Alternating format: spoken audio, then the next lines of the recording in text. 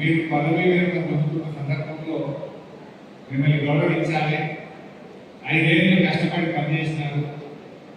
మధ్యలో 2 ఏళ్ళు కరోనా వచ్చినా కూడా కరోనాను లెక్క చేయకుండా మా ఎంపీపీలు, మా ఎంపీటీసీలు, జెడ్పీటీసీలు కష్టపడి పనిచేశారు. ఇంత బాగా పనిచేసి ప్రజాసేవ చేసి ప్రభాకరణ వెలుగులో అద్భుతంగా కృషి చేసిన మీ అందరినీ ఇలా గౌరవించాలని ప్రభాకరణ మీటింగ్ పెట్టడం చాలా సంతోషం. ఈ కార్యక్రమం నిజంగా మంచి కార్యక్రమం. ప్రభాకరణ అసలు ముందుగా మీ ప్రభాకరం మీ అందరినీ కూడా నేను మనస్ఫూర్తిగా అభినందిస్తా ఉన్నాను. మన పార్లమెంట్ ఎన్నికల్లో రాష్ట్రంలోనే మంచి మెజార్టీ ఇచ్చిన నియోజకవర్గంగా విభాగం నిలబెట్టినందుకు మీకు హృదయపూర్వకమైన అభినందనలు. మీకు ప్రభాకరన్నకు అందరికీ కూడా నేను తెలియజేస్తాను. చాలా కష్టపడి పనిచేసినారు. ఇది ఒక్క విషయం నేను మీకు చెప్పాలి. పదవికి విరమణ ఉన్న తప్ప ప్రజాసేవకు విరమణ ఉండదు.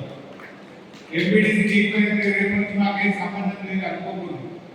విరమణ పదవికి ఉంటుంది, ప్రజాసేవకు విరమణ ఉండదు. మీరు 18 జరుగుతా ఉంది. లా అండ్ ఆర్డర్ ఆగిపోయింది. రైతు బంధు అయితే దిక్కేది. కేసీఆర్ ఉండగా జూన్ నెలలో ఖచ్చితంగా రైతు బంధు పడ్డది. ఇలా జూలై వచ్చిన ₹1 కూడా రైతు బంధు ఇవ్వకుండా ఇలా రైతులు పోసుకుంటా ఉన్నారు. ఏమనంటే ఏ పెడదాం, ఎవరికి పెడదాం, ఎవరికి రోగ పెడదాం, ఎవరికి బంధు పెడదాం, ఎంత కమ్మి చేద్దామని ఆలోచన చేస్తుంది తప్ప సకాలంలో రైతు బంధు ఇవ్వడంలో ఈ ప్రభుత్వం పూర్తిగా ఫెయిల్ అయింది. పాపం అవ్వాదాతలకు ఆ 2000 ఇచ్చేస్తుంది. కేసీఆర్ మీద 200 పెన్షన్ 2000 చేస్తారంటే బరాబర్ 2000 చేసింది మన కేసీఆర్. వీళ్ళు 4000 చేస్తామన్నారు. ఇంటికి 2 పింఛన్లు ఇస్తామన్నారు. అమ్మకి ఇస్తాం, తాతకి ఇస్తామన్నారు. ఇంట్లో కొడుకు ఉద్యోగం చేసినా ఇస్తామన్నారు. 4000 ఇస్తామన్నారు. 4000 ఎక్కడలేవు, ఇంటికి 2 పింఛన్లు ఎక్కడలేవు. కొడుకు 40 పింఛన్లు ఎక్కడలేవు. కానీ ఇచ్చే 2000 వస్తుంది.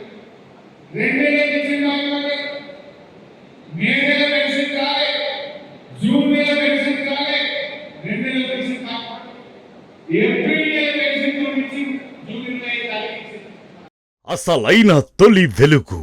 ఫాలో వాట్సాప్ @తొలి వెలుగు official.